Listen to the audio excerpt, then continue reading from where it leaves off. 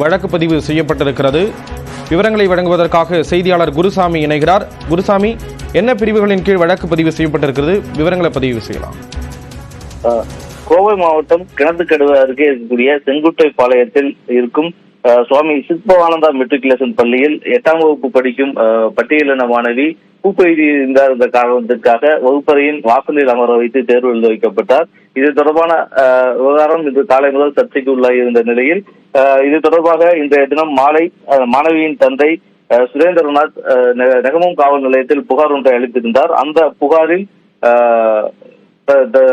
தாங்கள் தனது மகள் வகுப்பறையின் வாசலில் செருப்பு கழட்டி விடும் இடத்தில் அமர வைக்கப்பட்டிருந்ததாகவும் இது தொடர்பாக பள்ளி நிர்வாகத்திடம் முறையிட்ட பொழுது பள்ளி நிர்வாகத்தின் சார்பில் பள்ளியின் தாளாளர் தங்கவேல் பாண்டியன் மற்றும் பள்ளியின் உதவி தாளாளர் ஆனந்தி, உதவியாளர் சாந்தி ஆகியோர் தங்களை தகாத வார்த்தையில் பேசியதாகவும் குறிப்பாக அவர் சமூகத்தை குறிப்பிட்டு இழிவுபடுத்தும் விதத்தில் பேசியதாகவும் புகார் ஒன்றை அளித்திருந்தார்.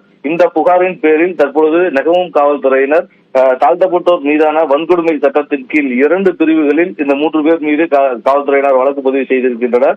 பள்ளியின் தாளாளர் தங்கவேல் பாண்டியன், பள்ளியின் உதவி தாளாளர் ஆனந்தி மற்றும் பள்ளியின் உதவியாளர் சாந்தி ஆகிய 3 பேர் மீதும் வன்கொடுமை சட்டத்தின் கீழ் 2 பிரிவுகளில் காவல்துறையினர் வழக்கு பதிவு செய்திருக்கிறார்கள். தொடர்ச்சியாக இந்த விவகாரம் தொடர்பாக காவல்துறையினர் தொடர்ச்சியாக விசாரணை மேற்கொண்டு வருகின்றனர்.